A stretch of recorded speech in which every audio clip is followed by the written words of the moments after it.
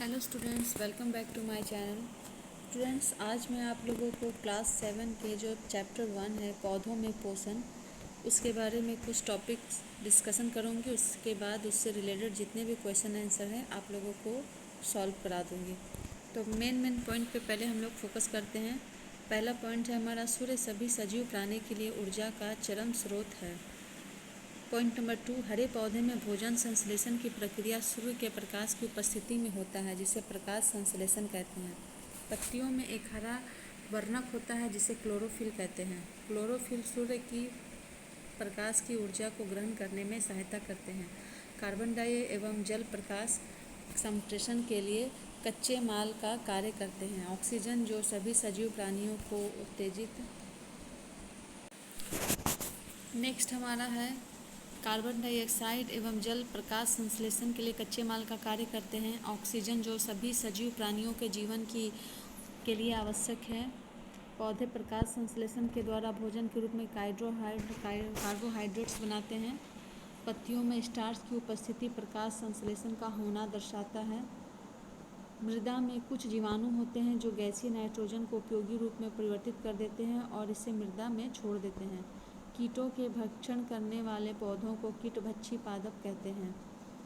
कुछ जीव एक दूसरे के साथ रहते हैं तथा आवास एवं पोषक तत्व एक दूसरे में बांटते हैं, इसे सहजीवी संबंध कहते हैं।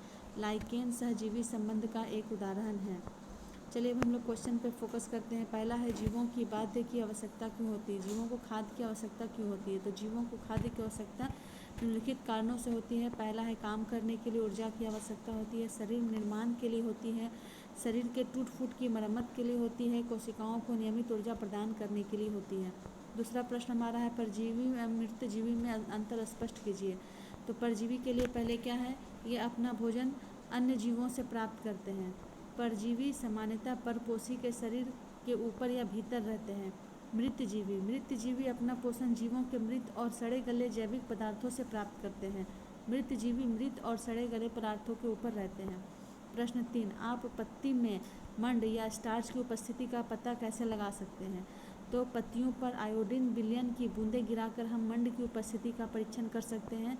जब आयोडीन विलयन मंड के संपर्क में आता है तो एक गहरा नीला रंग नागेर आता है। प्रश्न 4, हरे पादपों में खाद्य संश्लेषण प्रक्रम का संक्षिप्त विवरण दीजिए।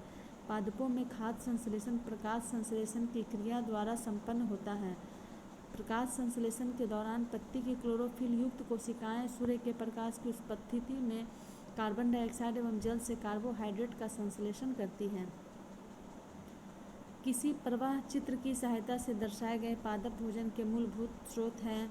तो ये आपको चित्र 1.2 में आपको देखने को मिल जाएंगे। छठा है, रिक्त स्थानों की पूर्ति कीजिए। क्योंकि हरे पादप अपना खाद्य स्वयं बनाते हैं इसलिए इन्हें क्या कहते हैं? तो स्वपोषी कहते हैं। पादपों द्वारा संपोषित खाद्य का भंडारण डैश के रूप में किया जाता है, मंड के रूप में किया जाता है। प्रकाश संश्लेषण के प्रक्रम में जिस वर्णक द्वारा सौर ऊर्जा संग्रहित की जाती है उसे क्लोरोफिल कहते हैं। प्रकाश संश्लेषण में पादप वायुमंडल से डैश तथा डैश लेते हैं, कार्बन डाइऑक्साइड लेते हैं। नेक्स्ट हमारा है, निम्न कथनों से संबंध परिभाषित शब्द बताइए। पीत दुर्बल तने वाला परजीवी पदार्थ क्या होगा? अमरबेल। एक पादप जिसमें स्वपोषण एवं विषम पोषी दोनों ही प्रणाली पाई जाती है उसे हम लोग क्या कहते हैं? घटपर्णी कहते हैं। वे रंध्र जिनके द्वारा पत्तियों में गैसों का आदान प्रदान होता है उसे पर्णरंध्र कहते हैं। प्रश्न 8, सही उत्तर पर टिक का निशान लगाइए। अमरबेल उदाहरण है किसी स्वपोषी का, परजीवी का, मृतजीवी का, परपोषी का। तो इसका उत्तर होगा परजीवी का। दूसरा है, कीटों को पकड़कर अपना आहार बनाने वाले पादप का नाम है तो घटपर्णी, मतलब पिचर पादप। ठीक है। अब 9 नंबर में है, कॉलम ए को कॉलम बी के साथ मैचिंग करना है। तो मैचिंग करने के लिए आपको देखिए, जो पहला है क्लोरोफिल का होगा पत्ती। नाइट्रोजन का होगा जीवाणु। अमरबेल का होगा पति। गौ है अमरबेल का होगा नंबर 5 परजीवी। जंतु का होगा नंबर 2 परपोषित। कीटभक्षी का होगा नंबर 3 घटपर्णी। निम्न कथनों में सत्य एवं असत्य कथनों का चयन कीजिए। तो आप देखिए यहाँ पे आपको इसका सत्य असत्य का विकल्प दिया गया है। ठीक है, तो पादप के किस भाग में भाग द्वार प्रकाश संश्लेषण के लिए वायु से कार्बन डाइऑक्साइड ली जाती है? तो पहला होगा हमारा रंध्र। वायुमंडल से मुख्यतः जिस भाग द्वारा पादप कार्बन डाइऑक्साइड प्राप्त करते हैं वह है, क्या है वह? तो वह है पत्तियों।